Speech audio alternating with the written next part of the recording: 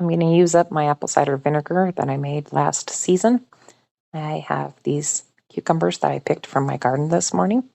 I'm going to cut them up and put them in with a bunch of spices and pour brine over them to make refrigerator pickles.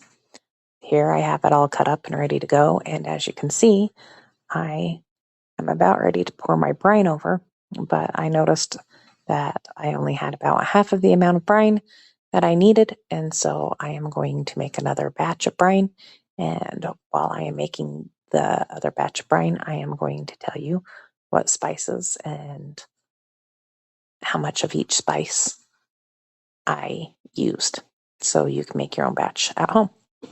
So this is really simple. Brine, you do 1 to 1 to 1.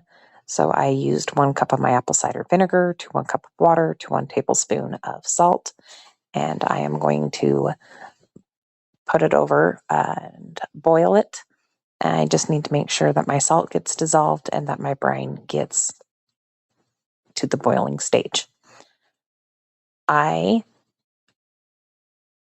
used 1 tablespoon of garlic per batch.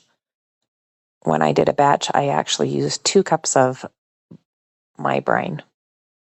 And I have about a tablespoon of mustard seed and 3/4, well, this is 1/4 of a teaspoon of peppercorn and about 3/4 to a tablespoon of dill weed. You can use fresh dill if you have it. My dill just hasn't grown yet this season.